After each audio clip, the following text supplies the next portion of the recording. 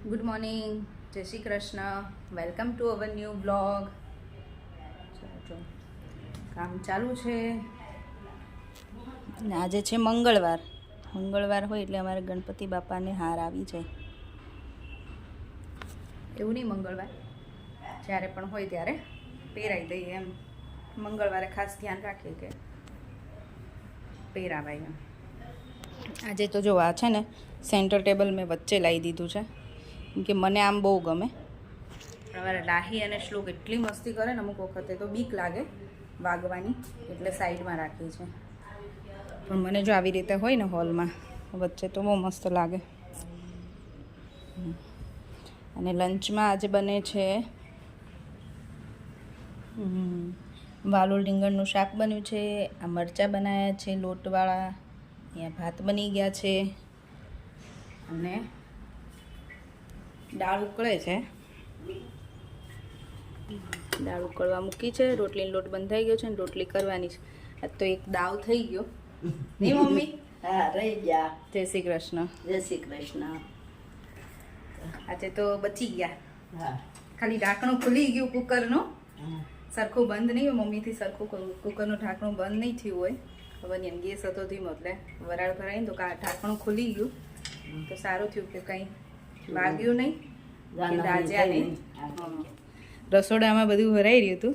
આ બધું એ તો સાફ થઈ ગયું. જો હવે ખાલી આટલું બાકી છે, એ હવે હમણાં રસોઈ થઈ ગઈ ને પછી કરી નાખીશ. કેમ કે શાક હતું અંદર એટલે બધું તેલ થાય. પાછું તેલ બધું બધું ઉછળ્યું ને તો બધું સામે નીચે ને બધે આવ્યું. તો મમ્મીને મેં કીધું એ કે શું કીધું, બધું ભરાયેલું તમને કાંઈ ન થયું એમ કયો. બચી ગયા. લંચ રેડી છે. વાલોળ રીંગણનું શાક, આ મરચાં છે, ચણાના લોટવાળા, ખમણ છે, મોહનથાળ, દાળ રાઈસ, રોટલી અને ડુંગળી. હજી તો અહીં કેરીનો રસોઈ છે. આપણને કેરીના રસમાં ઇન્ટરેસ્ટ નથી નહીં મમ્મી? રસોઈ ખાય. હા, તો મમ્મી ને પપ્પા અહીંયા બેઠા છે. રાહી શ્લોક ટેબલ ઉપર ગોઠવાઈ ગયા છે. હવે જમી દઈએ. જો અમારે રાહી છે ને રૂમમાં આવે ને એટલે આવું રમતી હોય, એકલી કંઈક ને કંઈક. ઓલો બાર માથાકૂટ કરે છે ને તું રમે છે ને બધું ગોઠવીને. હું બહાર રમું ને તેને કંટાળો આવે ને તો મને રમવા ન દે. એવું કરે છે. અત્યારે જો દાદાને ક્રિકેટ જોવી છે ને શ્લોકને ટીવીમાં કંઈક બીજું જોવું છે. એને મિસ્ટર બીસ્ટ જો. બંને માથાકૂટ કરે છે. દાદા કે મને જોવા દે ને શ્લોક કે મને જોવા દે. રાહી, કાલ તને સર્ટિફિકેટ મળ્યું ને, એના માટે બહુ બધાની કોમેન્ટ્સ છે. Congratulations Rahi. Thank you. બધાને થેન્ક યુ. કોમેન્ટ કરવા માટે થેન્ક યુ. એમને મને કીધું છે તને નહીં. તો હું તારી મમ્મા નહીં તો હું ના કહી શકું? નો. એમને મને કીધું છે તો બહાર જ કીધું. Okay, done. ચલો, હવે ડિનર બનાવવાનો ટાઈમ થઈ ગયો છે. ડિનર બનાવી દઈએ. ડિનરમાં આજે બને છે મસ્ત ટમેટાનું શાક, સેવ ટમેટાનું, લીલું લસણ નાખી વઘાર્યું છે.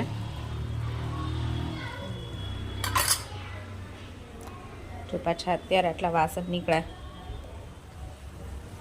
4 ટાઈમ નીકળે. 4 ટાઈમ કંઈક ને કંઈક બને અને વાસણ 4 ટાઈમ નીકળે. સેવ ટમેટાનું શાક અને ભાખરી. બસ આજે તો એ જ બનાવવાનું છે. મમ્મીને મંગળવાર છે, મમ્મીને જમવાનું નથી, ખાલી અમારે જમવાનું છે.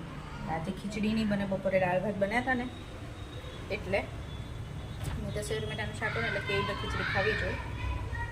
બપોર દાળ ભાત ખાતા હતા ને એટલે અત્યારે ખીચડી નહીં બનાવી. જો સેવ ટમેટાનું શાક રેડી છે. અહીંયા ભાખરી બને છે અને અહીંયા મરચાં શેકાય છે. આજે તો અમારી જોડે રાહી આવી છે વોક કરવા. રાહી આજ બહુ દિવસ પછી આવી ને. સમર વેકેશનમાં આવતી હતી કે ને? બહુ મજા આવે છે. મજા આવે ને? હવે પાછું વેકેશન પડશે ને એટલે સમરમાં આવશે.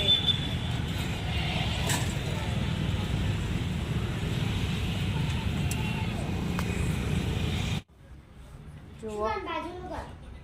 વોક કરીને તો ઘરે આવી ગયા. રાત તો બહુ ગરમી, બહાર પવન જ નથી આજ તો. કેમ? આજ પવન જ નતો ને બહાર. દૂધ ચાલીએ ને તો પરસેવું ના થાય. આજ તો પરસેવો થઈ ગયો, એટલી ગરમી.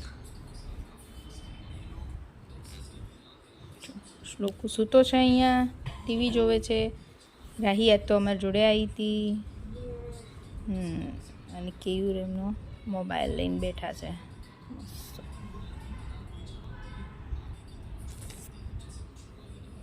ચલો બેગ પેક કરીએ. બાકી છે ને રાહી? ચલો કરી દઈએ, બેગ પેક કરી દો અને હવે સુવા જઈએ. ચલો.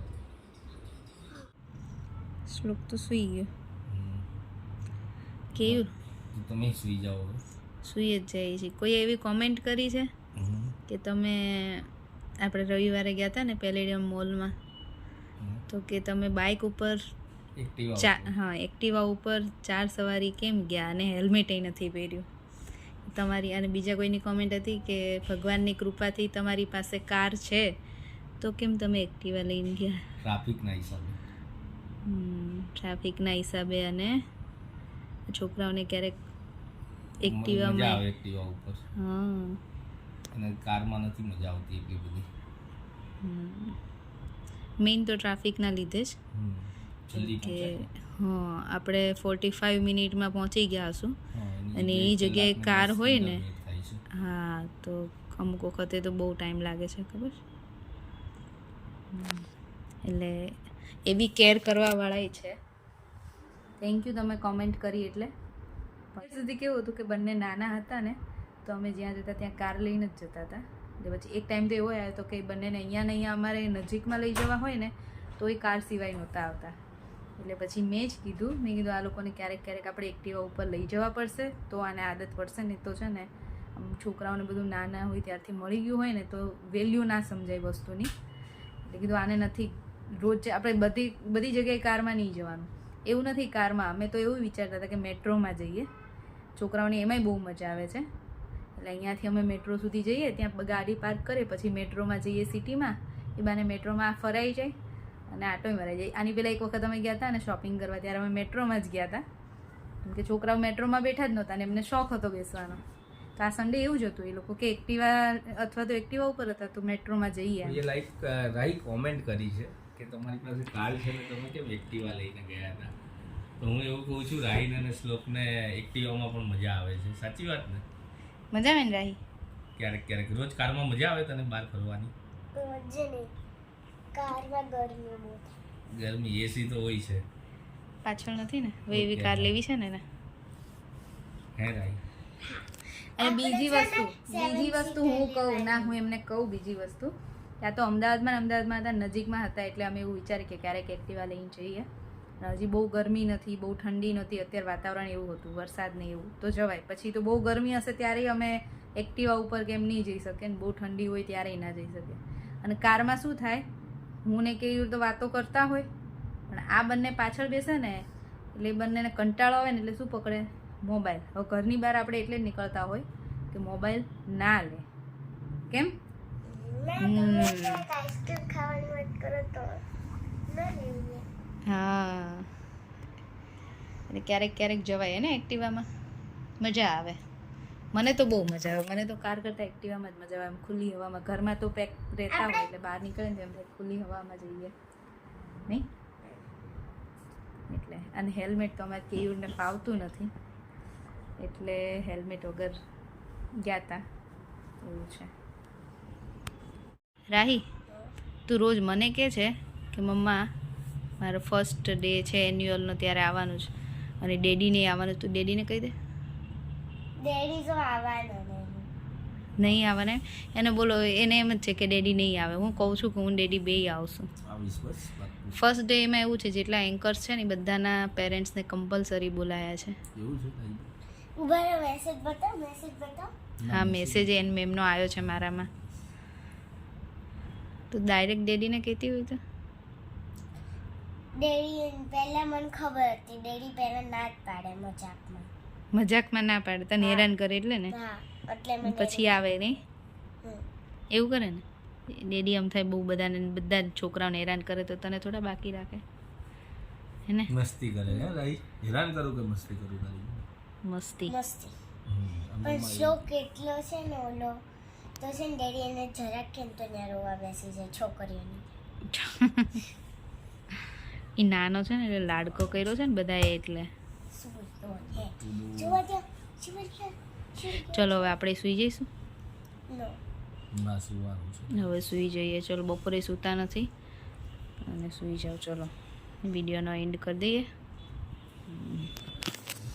અમારી મમ્મી તો રોજ રાત્રે હમણાં જાય છે સપ્તાહ સાંભળવા. ગીતા દીદીની સપ્તાહ બેઠી છે. ગીતા દીદીની છે ખબર છે તમને? ના મને આઈડિયા ગીતા દીદીની સપ્તાહ બેઠી છે એટલે મમ્મી ફ્લેટમાંથી બધા જાય છે એમની જોડે બેસતા હોય ને બધા એટલે એ તો સપ્તાહ સાંભળવા જતા રહે છે. પપ્પા એમની મેચ જોવે છે. શ્લોકને પપ્પાને થોડુંક મેચમાં ટીવી જોવામાં થઈ ગયું હતું પણ પછી વાંધો ન આવ્યો. થોડી વાર શ્લોકે જોઈને સૂઈ ગયો પાછા પપ્પા જોવે છે અને હવે અમે સૂઈ જઈશું. તો ચલો હવે આજનો વિડીયો અહીંયા જ પૂરો કરીશું. ફરીથી મળીશું કાલ નવા વિડીયો સાથે. ત્યાં સુધી બાય બાય, ગુડ નાઇટ, જય Shri Krishna. Bye bye, good night, જય શ્રી કૃષ્ણ. અને વિડીયોને લાઈક કરો, શેર કરો અને કોમેન્ટ કરવાનું નહીં ભૂલતા. અને જલ્દી હવે જલ્દીથી છે ને અમારી ચેનલને સબસ્ક્રાઈબ કરી દો. તમે બધા વિડીયો તો જોવો છો પણ અમારી ચેનલને સબસ્ક્રાઈબ કરવાનું ભૂલી જાઓ છો નહીં રાહી? બાય. બાય.